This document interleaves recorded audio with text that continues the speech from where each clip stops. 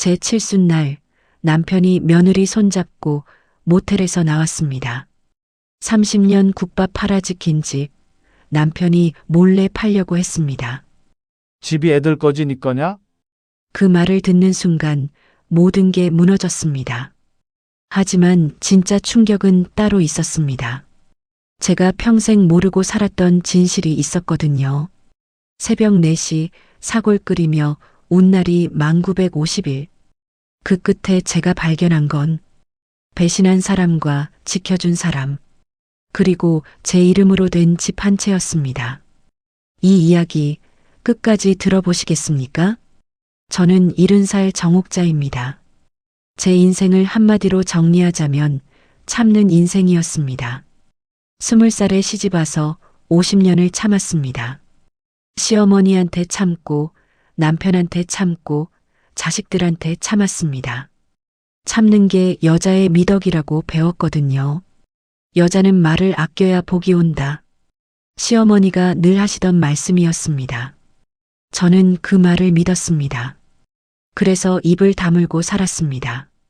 화가 나도 참고, 억울해도 참고, 슬퍼도 참았습니다. 그렇게 50년을 살았더니 제 목소리를 잃어버렸습니다. 뭐라고 말해야 할지 몰랐습니다. 참는 게 습관이 됐거든요. 남편 오대성은 공무원이었습니다. 구청 말단 직원으로 들어가서 정년까지 근무했습니다. 월급은 많지 않았지만 꾸준했습니다. 저는 그 월급으로 애들 키우고 집 장만하고 그렇게 살았습니다. 남편은 말이 없는 사람이었습니다. 집에 들어오면 TV만 보고 밥 먹고 잤습니다. 주말엔 골프 연습장 가거나 노인정 갔습니다. 저랑 대화는 거의 없었습니다. 오늘 저녁 뭐 먹을까요? 아무거나 애들 학원비 올랐는데 어떡할까요? 알아서 해. 대화라고 해봤자 이런 게 전부였습니다. 저는 익숙했습니다. 원래 남자들이 말이 없다고들 하니까요. 아이는 둘을 낳았습니다. 큰아들 진우, 둘째 아들 민우. 딸은 없었습니다. 시어머니가 아들만 낳으라고 하셨거든요. 대를 이어야 한다면서요. 큰아들은 똑똑했습니다. 공부도 잘하고 말도 잘했습니다. 대학도 좋은 데 갔습니다. 졸업하고 회사 다니다가 나중엔 사업을 시작했습니다. 둘째는 평범했습니다. 공부는 못했지만 착했습니다. 고졸로 취직해서 공장 다녔습니다. 결혼도 일찍 했습니다. 큰아들이 결혼할 때 며느리를 처음 봤습니다. 이름은 수진. 차분하고 조용한 애였습니다. 첫인상은 괜찮았습니다. 어머니, 잘 부탁드립니다. 며느리는 정중하게 인사했습니다. 저는 고개를 끄덕였습니다. 잘하자. 그게 제가 며느리한테 한 첫말이었습니다. 며느리는 집에 자주 왔습니다. 일주일에 2~3번씩 들렀습니다. 큰아들은 바빠서 잘 안 왔지만 며느리는 왔습니다. 청소도 돕고 설거지도 했습니다. 어머니, 제가 할게요. 아니야, 내가 할게. 아니에요, 제가 할게요. 며느리는 고집이 셌습니다. 한번 하겠다고 하면 끝까지 했습니다. 저는 그게 고마웠습니다. 손녀도 하나 있었습니다. 큰아들 딸. 이름은 서연. 그 애는 저를 잘 따랐습니다. 할머니, 국밥 맛있어. 그래, 맛있어? 응, 할머니 국밥이 제일 맛있어. 그 말을 들으면 힘이 났습니다. 손녀는 제 유일한 위로였습니다. 저는 40살에 국밥집을 시작했습니다. 남편 월급만으론 부족했습니다. 애들 학원비, 생활비, 집 대출금. 돈이 모자랐습니다. 남편한테 말했습니다. 제가 뭐라도 해야겠어요. 뭘 하게? 국밥집이라도 해볼까요? 제가 음식은 잘하잖아요. 남편은 대답도 안 하고 TV만 봤습니다. 저는 그걸 허락으로 받아들였습니다. 동네 골목에 작은 가게를 얻었습니다. 보증금 500만 원, 월세 30만 원. 전 재산을 쏟아부었습니다. 간판을 달았습니다. 옥잔의 국밥집. 첫날 손님이 한 명도 안 왔습니다. 둘째 날도 셋째 날도 일주일이 지나도 손님이 없었습니다. 저는 불안했습니다. 이거 망하는 거 아니야? 하지만 포기할 수 없었습니다. 여기 들어간 돈이 전 재산이었으니까요. 열흘째 되던 날 첫 손님이 왔습니다. 공사장 인부 아저씨였습니다. 국밥 하나요. 네, 금방 드릴게요. 저는 떨리는 손으로 국밥을 담았습니다. 사골 육수에 밥 말아서 고기 몇 점 얹어서 내줬습니다. 아저씨는 한 숟갈 떠먹더니 고개를 끄덕였습니다. 맛있네. 그 말 한마디에 눈물이 날 뻔했습니다. 감사합니다. 아저씨는 국밥을 다 먹고 5천 원을 내고 갔습니다. 저는 그 5천 원을 꼭 쥐고 한참을 서 있었습니다. 이제 시작이다. 그 뒤로 손님이 조금씩 늘었습니다. 공사장 아저씨가 동료들을 데려왔습니다. 입소문이 났습니다. 저기 국밥 맛있다고요. 한 달, 두 달, 1년. 저는 쉬지 않고 일했습니다. 새벽 4시에 일어났습니다. 사골뼈를 씻고 물에 담가 핏물을 뺐습니다. 그리고 큰 솥에 넣고 끓였습니다. 육수는 최소 8시간을 끓여야 제맛이 났습니다. 낮엔 가게 문을 열었습니다. 손님을 받고 국밥을 내주고 설거지를 했습니다. 허리를 펼 시간이 없었습니다. 저녁엔 마감을 했습니다. 설거지하고 주방 청소하고 내일 쓸 재료 준비했습니다. 집에 들어가면 밤 11시였습니다. 남편은 물었습니다. 힘들지? 괜찮아요. 그래? 그게 전부였습니다. 남편은 제가 얼마나 힘든지 몰랐습니다. 아니, 알려고 하지 않았습니다. 애들도 몰랐습니다. 큰아들은 대학 다니느라 바빴고 둘째는 학교 다니느라 바빴습니다. 저는 말하지 않았습니다.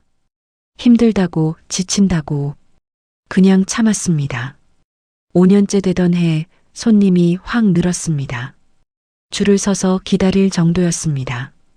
저는 바빴지만 행복했습니다. 이 가게가 내 자랑이다. 10년째 되던 해 건물주가 가게를 팔겠다고 했습니다. 사장님, 이 건물 사실래요? 3억이에요. 3억? 큰 돈이었습니다. 하지만 저는 고민 끝에 샀습니다. 은행 대출 1억, 제 통장에 있던 돈 1억, 남편 퇴직금 1억. 그렇게 건물을 샀습니다. 등기는 남편 이름으로 했습니다. 당시엔 그게 당연했습니다. 남편이 가장이니까 남편 이름으로 해야 한다고 생각했습니다. 여보, 이 건물 당신 이름으로 할게요. 그래? 남편은 대수롭지 않게 대답했습니다. 저는 그게 문제가 될 줄 몰랐습니다. 20년째 되던 해 남편이 정년퇴직했습니다. 60살이었습니다. 퇴직금 받아서 대출금을 갚았습니다. 이제 집은 빚이 없었습니다. 이제 좀 쉬어도 되겠네요. 제가 말했습니다. 남편은 대답도 안 했습니다. 남편은 퇴직 후 달라졌습니다. 하루 종일 노인정에 갔습니다. 노래방도 다녔습니다. 집에 들어오면 소주만 마셨습니다. 술 좀 줄이세요. 내가 뭘 잘못했어? 건강 걱정돼서 그래요. 신경 꺼. 대화가 점점 줄었습니다. 아니, 원래 없던 대화가 완전히 사라졌습니다. 저는 여전히 가게를 운영했습니다. 30년째였습니다. 이제 저는 70살이 됐습니다. 제 칠순날은 11월 15일이었습니다. 아침에 일어났을 때 남편은 이미 나가고 없었습니다. 어디 갔는지도 몰랐습니다. 메모도 없었습니다. 생일인데 한마디도 없네. 서운했지만 익숙했습니다. 원래 남편이 그런 사람이었으니까요. 저는 평소처럼 가게로 갔습니다. 새벽 4시 골목은 어두웠습니다. 가로등 불빛만 깜빡거렸습니다. 가게 문을 열고 불을 켰습니다. 주방으로 들어가 사골뼈를 꺼냈습니다. 어제 저녁에 물에 담가둔 거였습니다. 뼈를 씻었습니다. 차가운 물이 손을 시렸습니다. 11월 새벽은 추웠습니다. 하지만 익숙했습니다. 30년을 이렇게 살았으니까요. 큰 솥에 뼈를 넣고 물을 부었습니다. 불을 켰습니다. 보글보글 끓는 소리가 주방을 채웠습니다. 저는 의자에 앉아 잠깐 쉬었습니다. 허리가 아팠습니다. 무릎도 시렸습니다. 나이가 들수록 몸이 말을 안 듣더군요. 칠순이면 이제 쉬어야 하는 나이인데. 하지만 쉴 수 없었습니다. 가게를 닫으면 수입이 없었습니다. 남편 연금만으론 부족했습니다. 오전 6시 가게 문을 열었습니다. 단골 손님들이 하나둘 들어왔습니다. 사장님, 국밥 하나요. 네, 금방 드릴게요. 저는 웃으며 국밥을 담았습니다. 손님들은 제 생일을 몰랐습니다. 저도 말하지 않았습니다. 점심시간이 지나고 오후가 됐습니다. 가게가 한산해졌습니다. 저는 설거지를 하며 생각했습니다. 오늘이 내 칠순인데 아무도 모르네. 둘째한테 전화가 왔습니다. 엄마, 생일 축하해. 고맙다. 근데 오늘 못 가. 회사 일 때문에. 미안해. 괜찮아. 바쁘면 어쩔 수 없지. 다음에 밥 사줄게. 그래. 짧은 통화였습니다. 둘째는 바빴습니다. 저는 이해했습니다. 큰아들한테도 전화를 걸었습니다. 안 받았습니다. 문자를 보냈습니다. 오늘 엄마 생일인데 시간 있니? 답장이 없었습니다. 그래 뭐. 바쁘겠지. 저는 스스로를 달랬습니다. 서운한 마음을 꾹 눌렀습니다. 오후 3시쯤 단골 손님 한 분이 작은 꽃다발을 건네줬습니다. 사장님, 오늘 생신이시라며? 이거라도 받으세요. 어머, 어떻게 하셨어요? 옆 가게 사장님한테 들었어요. 받으세요. 감사합니다. 꽃다발을 받는데 눈물이 날 뻔했습니다. 손님이 제 생일을 기억해 주다니 가족보다 낫더군요. 저녁 9시 가게 문을 닫았습니다. 설거지하고 주방 청소하고 마감했습니다. 평소보다 일찍 끝났습니다. 꽃다발을 들고 집으로 걸어갔습니다. 골목은 어두웠습니다. 가로등 불빛이 길을 비췄습니다. 집까지 가는 길, 모텔 하나가 있었습니다. 해맞이장, 낡은 간판이 깜빡거렸습니다. 저는 평소엔 그냥 지나쳤는데 그날은 모텔 문이 열리는 소리가 들렸습니다. 무심코 고개를 돌렸습니다. 그리고 그 순간 세상이 멈췄습니다. 남편이었습니다. 검은 점퍼를 입고 모자를 쓴 남편이었습니다. 그리고 옆엔 며느리가 있었습니다. 며느리 수진이었습니다. 두 사람은 손을 잡고 있었습니다. 말이 안 나왔습니다. 숨이 막혔습니다. 손에 든 꽃다발이 바닥에 떨어졌습니다. 남편과 며느리는 제 쪽을 보지 못했습니다. 골목이 어두웠고 저는 가로등 그늘에 서 있었거든요. 며느리가 뭐라고 말했습니다. 목소리는 안 들렸지만 표정은 보였습니다. 불안한 표정이었습니다. 남편이 고개를 저으며 뭔가 말했습니다. 그리고 며느리 어깨를 툭툭 쳤습니다. 두 사람은 택시를 잡아탔습니다. 택시가 사라졌습니다. 저는 그 자리에 얼어붙었습니다. 손발이 떨렸습니다. 가슴이 얼어붙었습니다. 저 둘이나 몰래 무슨 짓을 한 걸까? 머릿속이 하얘졌습니다. 생각이 안 됐습니다. 그저 서 있었습니다. 얼마나 지났을까요? 누군가 제 어깨를 툭 쳤습니다. 사장님, 괜찮으세요? 옆 가게 사장님이었습니다. 저는 정신을 차렸습니다. 아, 네, 괜찮아요. 안색이 안 좋으신데 집에 가서 쉬세요. 네, 그럴게요. 저는 비틀거리며 집으로 걸어갔습니다. 꽃다발은 바닥에 그대로 뒀습니다. 주울 기운이 없었습니다. 집에 도착했습니다. 현관문을 열었습니다. 불을 켰습니다. 거실은 텅 비어 있었습니다. TV만 켜져 있었습니다. 저는 방으로 들어갔습니다. 거울을 봤습니다. 제 얼굴은 새하얗게 질려 있었습니다. 입술이 파래져 있었습니다. 내가 뭘 본 거지? 착각일까요? 아니었습니다. 분명히 남편이었습니다.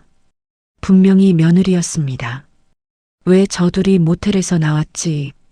왜 손을 잡고 있었지? 대답할 수 없었습니다. 대답하고 싶지도 않았습니다. 저는 침대에 앉았습니다. 손이 떨렸습니다. 눈물이 났습니다. 내 칠순날 내가 제일 마지막에 알게 됐구나. 내 남편이 며느리랑. 더는 생각하고 싶지 않았습니다.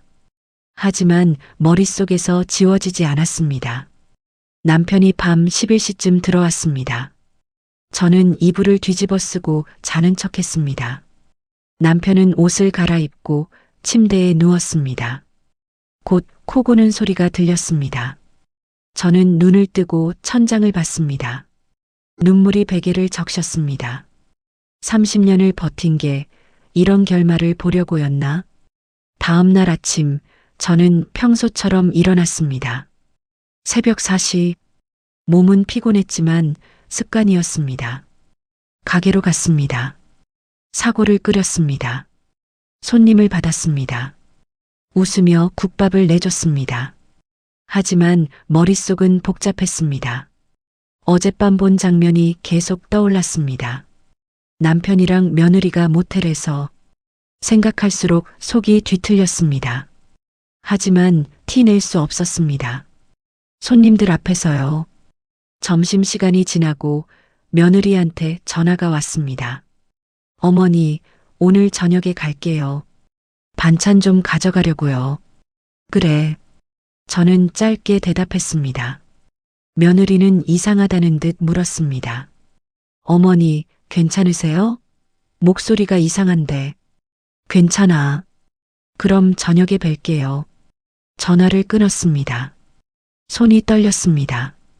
그의 얼굴을 어떻게 봐. 어떻게. 저녁 7시 며느리가 왔습니다. 평소처럼 웃으며 인사했습니다. 어머니, 안녕하세요. 저는 대답도 제대로 못했습니다. 며느리는 부엌으로 갔습니다. 냉장고를 열고 반찬통을 꺼냈습니다. 어머니, 김치 좀 가져가도 돼요? 그래. 저는 거실에 앉아 있었습니다. 며느리를 보는 게 괴로웠습니다. 며느리는 반찬을 챙기고 거실로 나왔습니다. 어머니, 그럼 저 갈게요. 안녕히 계세요. 저는 대답도 안 했습니다. 며느리는 이상한 표정으로 저를 보더니 그냥 나갔습니다. 문이 닫혔습니다. 저는 소파에 주저앉았습니다. 그 애가 남편이랑 어떻게. 며칠이 지났습니다. 저는 평소처럼 가게를 열었습니다. 하지만 마음은 무너지고 있었습니다. 그러던 어느 날 결정적인 장면을 목격했습니다. 저는 집에서 설거지를 하고 있었습니다. 부엌 창문이 거실 쪽으로 나 있어서 거실 소리가 들렸습니다. 큰아들이 와 있었습니다. 며느리도 함께였습니다.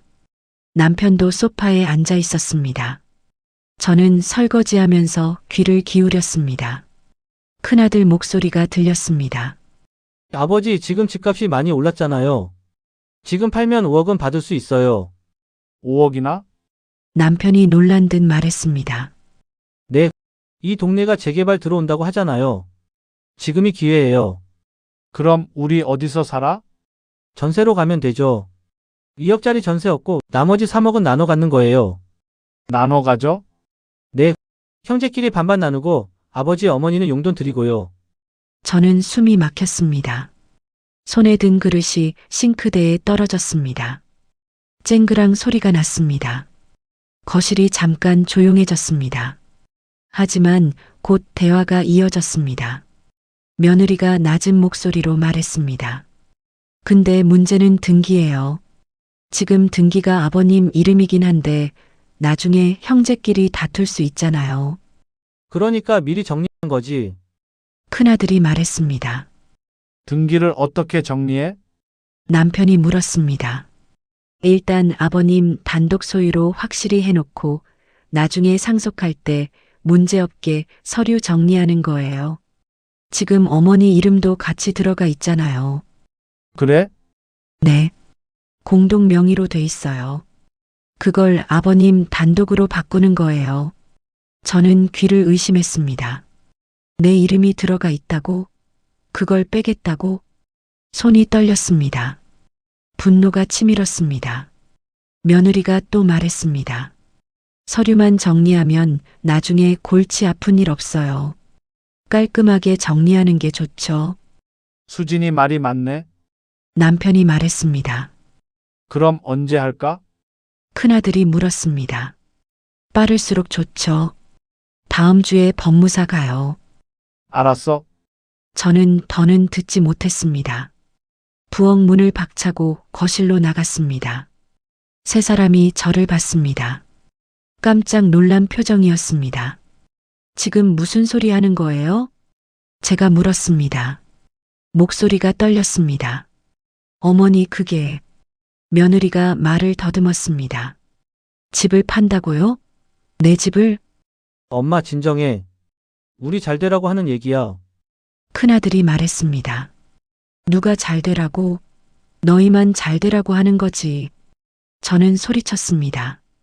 평생 소리 안 지르고 살았는데 그날은 참을 수 없었습니다. 엄마 목소리 낮춰. 낮추라고? 내 집을 내 몰래 팔려고 하는데 목소리를 낮추라고? 남편이 일어났습니다. 여보, 진정해. 애들이랑 상의하는 거였어. 상의요? 나한텐 안 했잖아요. 나중에 얘기하려고 했어. 나중에요? 서류 다 꾸미고 나서요? 저는 울컥했습니다. 눈물이 났습니다. 큰아들이 짜증내며 말했습니다. 엄마 이 집 어차피 나중엔 우리 거잖아. 미리 정리하는 게 뭐가 문제야? 문제? 이게 문제가 아니야?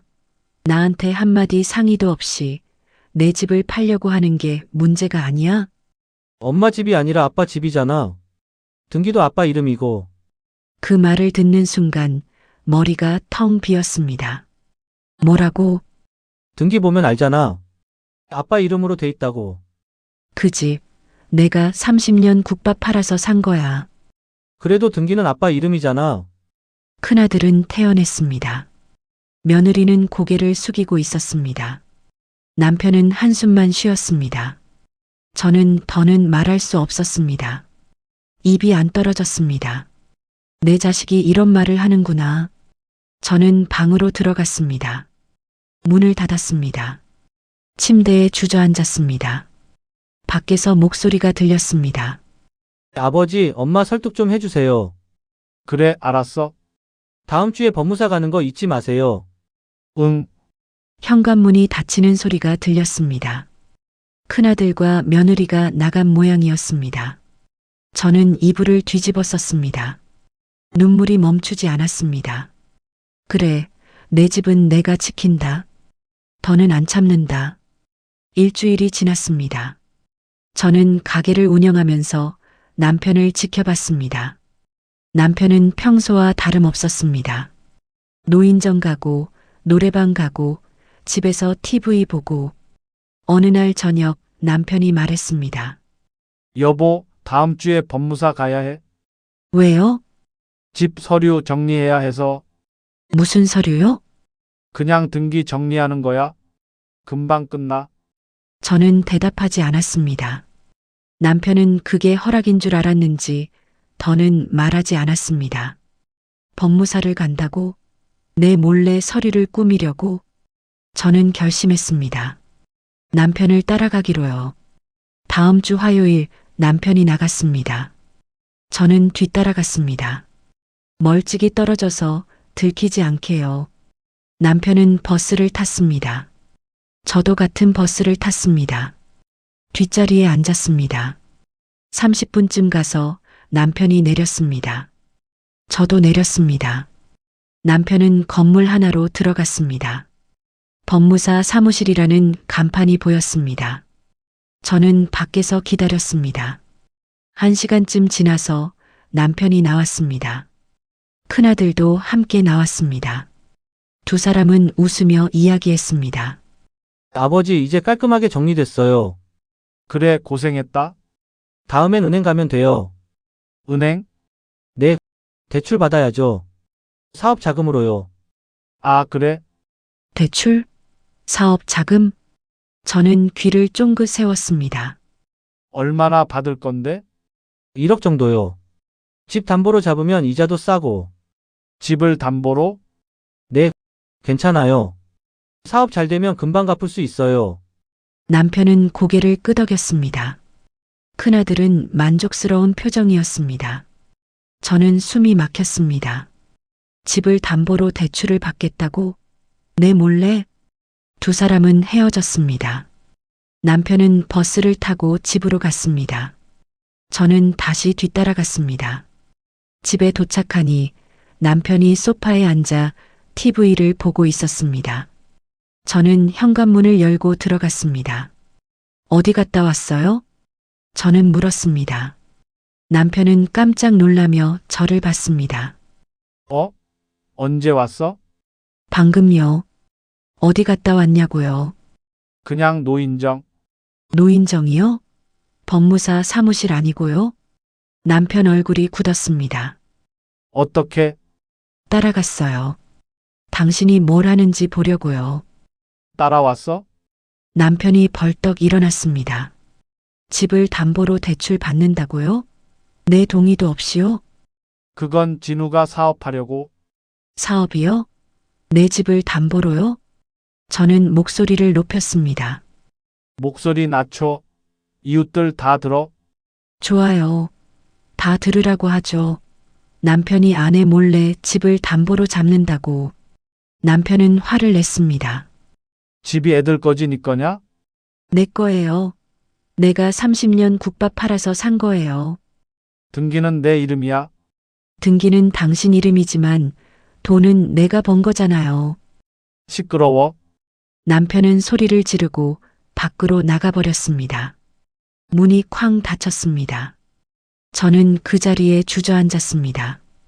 이제 어떡하지? 어떻게 막아야 하지? 며칠 후 등기 우편이 왔습니다.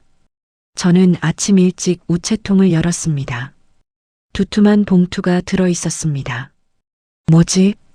봉투를 뜯었습니다. 안에는 서류가 가득 들어 있었습니다.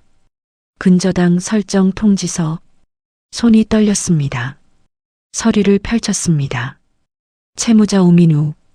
둘째 아들 이름이었습니다. 이게 뭐야?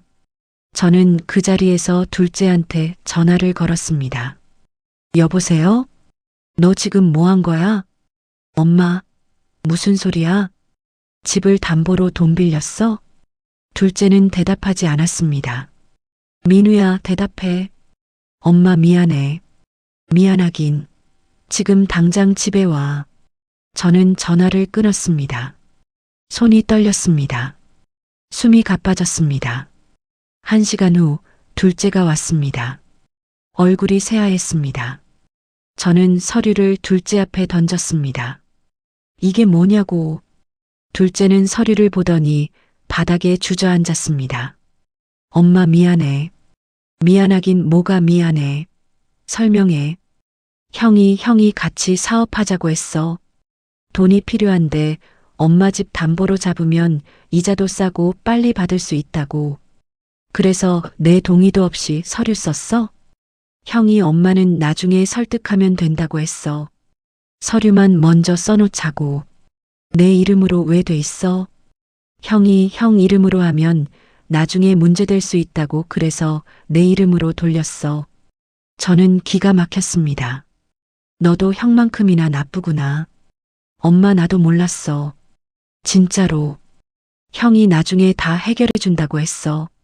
둘째는 울었습니다. 하지만 저는 동정심이 들지 않았습니다. 나가. 엄마. 나가라고. 당장.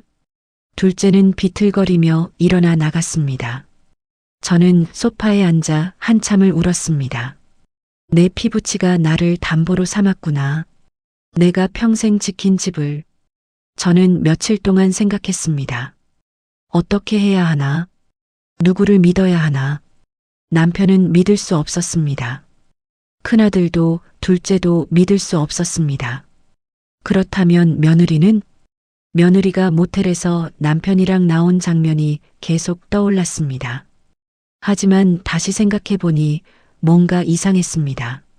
며느리 표정이 불안해 보였어. 왜 그랬을까? 저는 결심했습니다. 직접 확인하기로요. 해맞이장 모텔로 갔습니다. 프론트 앞에 섰습니다. 어서 오세요. 젊은 여직원이 인사했습니다. 저기요, 여기 우리 남편이랑 자주 오는 여자 있죠? 여직원은 난감한 표정을 지었습니다. 사모님, 우리 며느리예요. 같이 오는 거 봤거든요. 여직원은 잠깐 망설이더니 작은 목소리로 말했습니다. 사모님, 그분들 여기서 오래 안 계세요. 네. 그냥 잠깐 들어왔다가 나가세요. 한두 시간요. 뭐하러요? 잘은 모르겠는데 서류 작성하시는 것 같더라고요. 부동산 사무실에서 같이 오시거든요. 부동산 사무실이요? 네. 여기 옆 건물 2층이에요. 저는 곧바로 부동산 사무실로 갔습니다. 계단을 올랐습니다. 다리가 후들거렸습니다. 문을 열었습니다. 안에는 며느리가 앉아 있었습니다. 그리고 낯선 중년 남자도 있었습니다. 며느리는 화들짝 놀라며 일어났습니다. 어머니, 왜 여기? 저는 대답도 안 하고 안으로 들어갔습니다. 중년 남자가 명함을 꺼냈습니다. 안녕하세요. 법률구조공단 소속이고 부동산 서류 대행도 하는 사람입니다. 저는 명함을 받았습니다. 김상현 변호사라고 적혀 있었습니다. 무슨 일로 우리 며느리랑? 김 변호사는 며느리를 보더니 고개를 끄덕였습니다. 며느리는 울먹이며 말했습니다. 어머니, 사실은요. 며느리는 한참 말을 못하다가 천천히 입을 열었습니다. 저 아버님이랑 남편이 집 팔려고 서류 꾸미는 걸 알았어요. 그래서 어떻게 막을 수 있을까 싶어서 이분한테 상담받고 있었어요. 뭐라고? 저는 귀를 의심했습니다. 어머니, 저는 적어도 이 집만큼은 지키고 싶었어요. 어머니가 평생 지킨 거잖아요. 며느리는 눈물을 흘렸습니다. 그럼 모텔에서 남편이랑 나온 건? 며느리는 손수건으로 눈물을 닦으며 말했습니다. 아버님이 저를 따로 부르셨어요. 그날이 어머니 칠순날이었는데 아버님이 급하게 만나자고 하셔서 나갔어요. 왜요? 서류에 도장 찍으라고 하셨어요. 너도 이득 보는 거니까 그냥 찍어 그러시면서요. 며느리는 떨리는 목소리로 계속했습니다. 저는 거절했어요. 어머니 동의 없이는 못 찍겠다고요. 그랬더니 아버님이 화를 내셨어요. 내가 감히 시아버지한테 대들어? 그러시면서요. 그래서 저는 버텼어요. 그리고 밖으로 나왔어요. 아버님이 따라 나오셨고요. 그때 어머니가 보신 것 같아요. 저는 숨을 깊이 들이쉬었습니다. 아버님이 제 팔을 잡으셨어요. 생각 잘해. 내 남편도 찬성했어. 그러시면서요. 저는 뿌리치고 택시 타고 왔어요. 그리고 바로 이분한테 전화했어요. 김 변호사가 말했습니다. 며느님이 처음 저한테 연락한 게 한 달 전입니다. 그때부터 계속 상담하고 증거 모으고 있었습니다. 증거요? 며느리가 가방을 열었습니다. 안에서 녹음기를 꺼냈습니다. 어머니, 저는 형이랑 아버님 편에 서고 싶지 않았어요.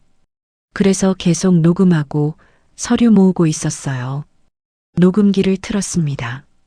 남편과 큰아들의 목소리가 들렸습니다. 엄마 몰래 집 팔자. 나중에 돈 주면 돼. 등기 정리하고 은행에서 대출 받으면 1억은 거뜬하지. 엄마는 뭘 알아? 그냥 우리끼리 하자. 저는 손이 떨렸습니다. 며느리가 또 말했습니다. 어머니, 그리고 이것도 있어요. 며느리는 두툼한 봉투를 꺼냈습니다. 뭔데? 10년 전 유언장이에요. 아버님이 작성하신 거예요.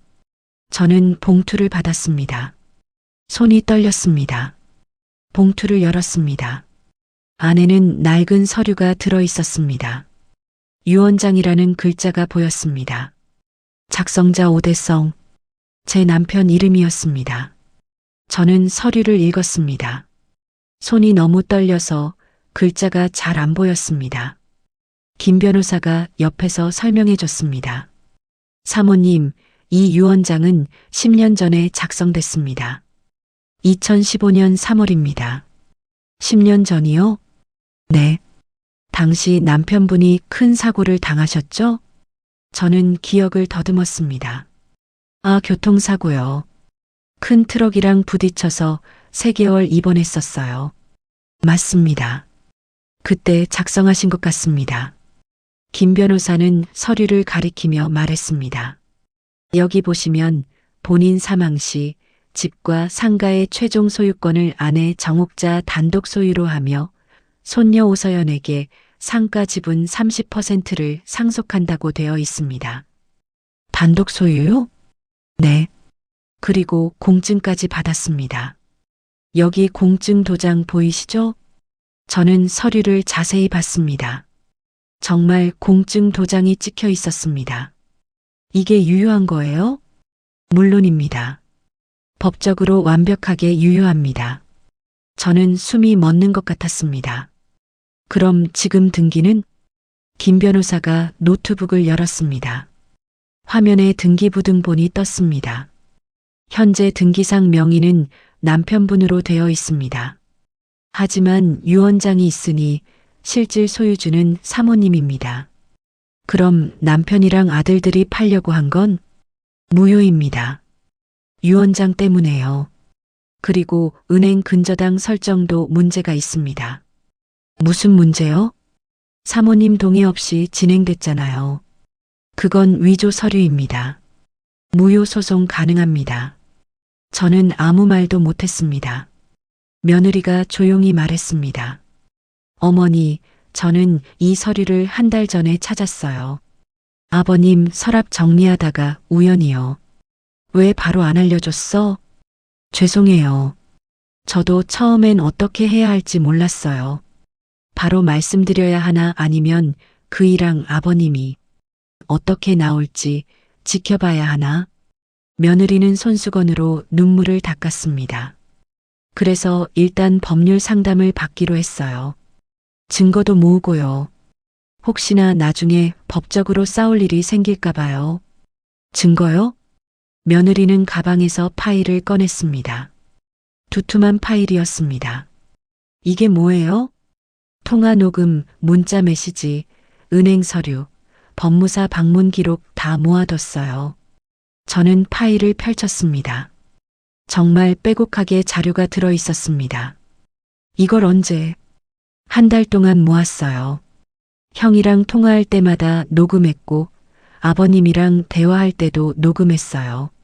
며느리는 떨리는 목소리로 말했습니다. 어머니, 저는 남편이 저한테 너도 한 몸 챙겨라고 했을 때 정말 화가 났어요. 어머니가 평생 지킨 집을 그렇게 나눠 가지겠다는 게 이해가 안 됐어요. 그래서 거절했어요. 어머니 동의 없이는 못한다고요. 그랬더니 그이가 화를 냈어요. 넌 왜 그렇게 고지식하냐고요. 며느리는 눈물을 흘렸습니다. 어머니, 저는 어머니 편이에요. 처음부터 끝까지요. 저는 며느리 손을 꼭 잡았습니다. 고마워, 정말 고마워. 김 변호사가 말했습니다. 사모님, 이제 어떻게 하실 건가요? 저는 눈물을 닦고 말했습니다. 소송할래요. 제 집은 제가 지킬 거예요. 좋습니다. 그럼 준비하겠습니다.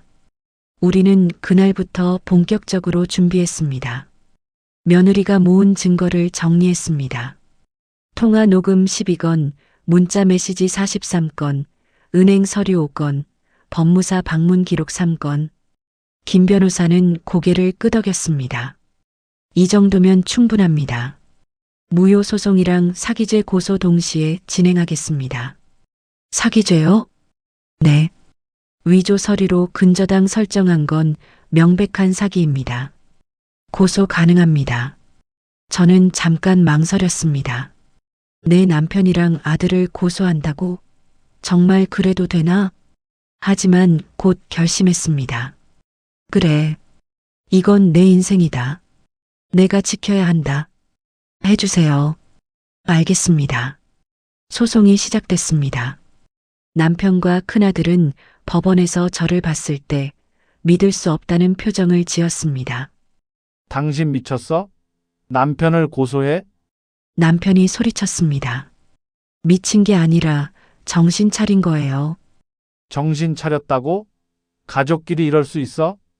가족이면 몰래 집 팔아도 되나요? 가족이면 담보로 잡아도 되나요? 남편은 말문이 막혔습니다. 큰아들이 말했습니다. 엄마 이러지 마. 우리 다 잘 되라고 한 거잖아.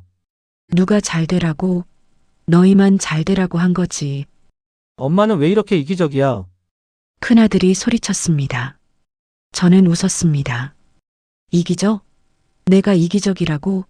30년 국밥 팔아서 집 마련한 게 이기적이야? 그건 아니지만 그럼 뭐야? 내가 평생 일한 건 너희 주려고 한 거지. 너희가 마음대로 빼앗아 가라고 한 게 아니야. 재판은 2달 동안 진행됐습니다. 김 변호사는 증거를 차례로 제출했습니다. 통화 녹음, 문자 메시지, 은행 서류, 유언장. 판사는 증거를 검토했습니다. 피고 측 반론 있습니까? 남편 측 변호사가 일어났습니다. 유언장이 오래됐습니다. 10년 전 서류인데 지금도 유효한지 의문입니다. 공증받은 유언장입니다. 법적으로 유효합니다. 김 변호사가 대답했습니다. 하지만 피고는 그동안 집을 관리해 왔습니다. 실질적인 소유주라고 봐야 합니다. 관리와 소유는 다릅니다.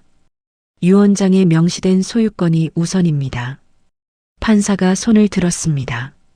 잠깐, 피고 측에 묻겠습니다. 이 유언장, 본인이 작성한 게 맞습니까? 남편이 일어났습니다. 네, 맞습니다. 그럼 유언장 내용대로 아내가 최종 소유주인 게 맞습니까? 그건 그렇지만 그렇지만 뭡니까? 그때는 사고 나서 죽을 것 같아서 썼습니다. 지금은 생각이 바뀌었습니다. 유언장은 작성자가 번복하려면 새 유언장을 작성해야 합니다. 새 유언장 있습니까? 없습니다. 그럼 기존 유언장이 유효합니다. 판사는 서류를 덮었습니다. 2번째 재판에서는 근저당 문제를 다뤘습니다. 김 변호사가 말했습니다. 피고 오대성과 오진우는 원고 정옥자의 동의 없이 근저당을 설정했습니다. 이는 위조 서류를 통한 사기 행위입니다. 원고 서명이 서류에 있지 않습니까? 판사가 물었습니다. 위조입니다. 필적 감정 결과가 나왔습니다. 김 변호사는 감정서를 제출했습니다. 판사는 감정서를 읽었습니다. 피고 측 반론 있습니까? 남편 측 변호사는 대답하지 못했습니다. 3번째 재판에서 최종 판결이 났습니다. 판사는 판결문을 읽었습니다. 피고 오대성과 오진우는 원고 정옥자의 동의 없이 부동산을 담보로 설정했으며 이는 위조 서류를 통한 사기 행위로 판단됩니다. 따라서 은행 근저당은 무효이며 피고들은 연대하여 채무 변제 책임을 집니다. 또한 벌금 각 500만 원을 부과합니다. 큰아들은 바닥에 주저앉았습니다.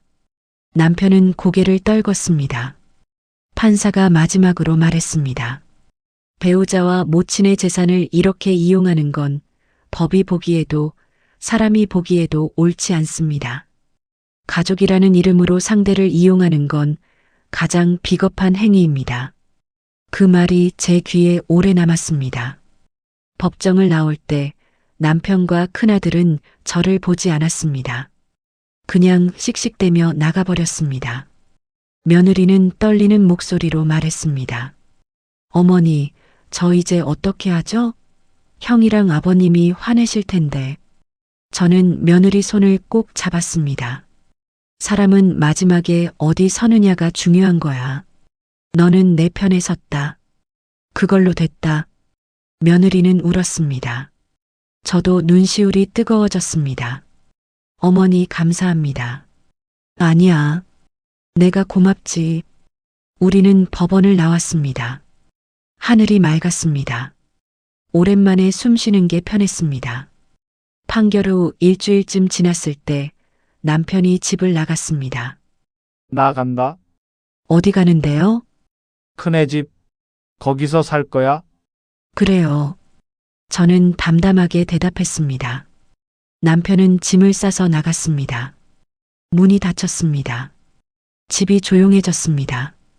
이상하게 슬프지 않았습니다. 오히려 홀가분했습니다. 이제 내 집이다. 진짜 내 집. 며느리가 전화를 했습니다. 어머니, 괜찮으세요?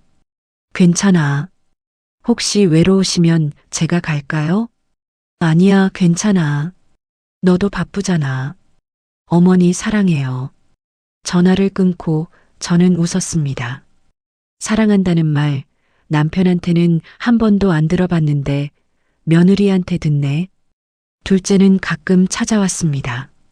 엄마 미안해. 이제 그만하고 정신 차려. 응 알았어. 둘째는 눈물을 흘렸습니다. 저는 둘째 머리를 쓰다듬었습니다.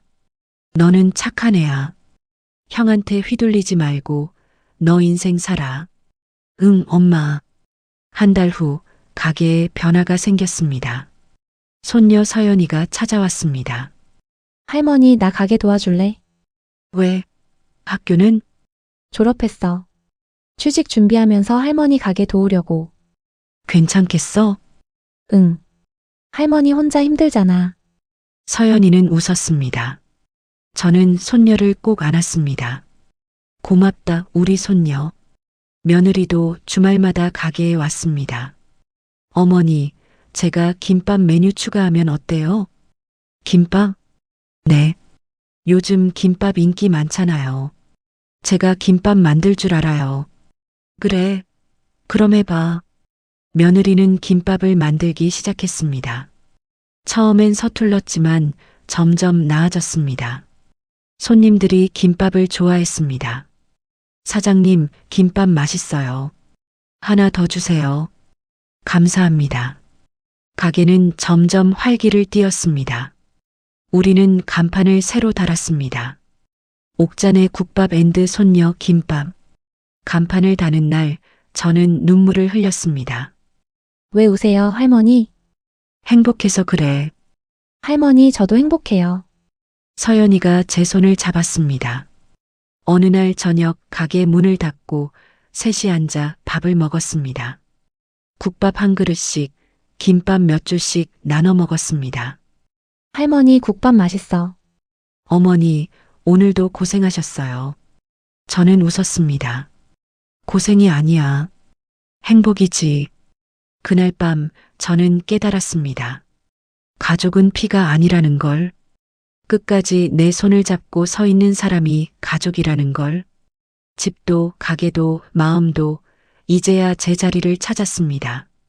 70살에 새로 시작한 인생은 이상하게 가벼웠습니다. 남편 없이 사는 집은 조용했지만 외롭지 않았습니다. 며느리와 손녀가 자주 왔으니까요. 가게는 날로 번창했습니다. 소문이 나서 멀리서도 손님들이 왔습니다. 여기 국밥 맛있다며? 네, 한번 드셔보세요. 손님들은 만족하며 돌아갔습니다. 어느 날 지역 신문사에서 연락이 왔습니다. 사장님, 인터뷰 좀 하고 싶은데요. 인터뷰요? 왜요? 30년 전통 국밥집, 그리고 3대가 함께 운영하는 가게라고 해서요. 아, 그래요? 기자가 가게에 왔습니다. 사진도 찍고 인터뷰도 했습니다. 사장님, 30년 동안 가게 운영하시면서 힘들지 않으셨어요? 힘들었죠. 하지만 보람도 있었어요. 가장 보람 있었던 순간은 언제였나요? 저는 며느리와 손녀를 봤습니다. 지금이요. 가족이랑 함께 일하는 지금이 가장 행복해요. 기자는 웃으며 메모했습니다. 기사가 나갔습니다. 다음 날 손님이 더 늘었습니다. 신문 보고 왔어요. 국밥 하나 주세요. 감사합니다. 저는 바빴지만 행복했습니다. 어느 날 저녁 남편한테 전화가 왔습니다. 여보세요? 나야. 남편 목소리였습니다. 무슨 일이에요? 그냥 잘 지내나 싶어서. 잘 지내요. 그래, 다행이네. 잠깐 침묵이 흘렀습니다. 나 미안해. 남편이 작은 목소리로 말했습니다. 뭐가요? 당신한테 못되게 굴어서. 저는 한숨을 쉬었습니다. 이제 와서 미안하다고 하면 뭐해요?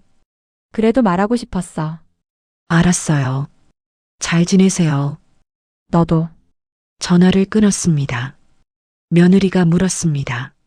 어머니, 괜찮으세요? 괜찮아. 아버님이랑 다시 살 생각은 없으세요? 없어. 이제 난 혼자가 편해. 며느리는 고개를 끄덕였습니다. 어느 날 아침 저는 평소처럼 새벽 4시에 일어났습니다. 하지만 이번엔 다른 느낌이었습니다. 억지로 일어나는 게 아니라 기대되어서 일어났습니다. 오늘 가게에서 누굴 만날까? 손녀가 무슨 이야기를 할까? 며느리가 새로운 메뉴를 제안할까?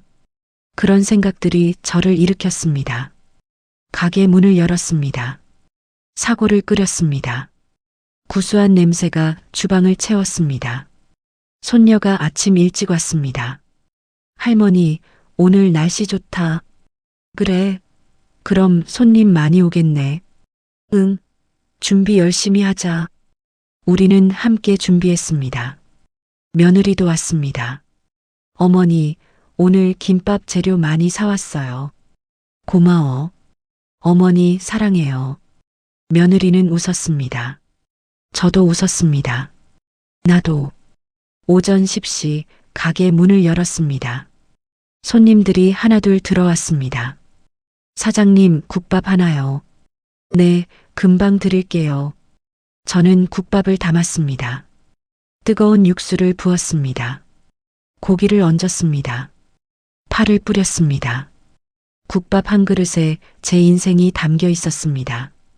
뜨겁고 진하고 오래 끓인 맛이었습니다. 이제야 그 맛을 제대로 알 것 같습니다. 혹시 이 이야기가 마음에 닿으셨다면 댓글에 잘 들었어요. 한 줄 남겨주세요. 나이 들어도 우리 인생은 아직 끝나지 않았다는 뜻이겠지요. 여러분도 꼭 여러분의 집과 마음을 지키시길 바랍니다. 70년을 참고 살았지만 70살에 처음으로 제 목소리를 냈습니다. 늦었다고 생각하지 마세요. 시작은 언제나 가능합니다. 제가 증명했으니까요. 감사합니다.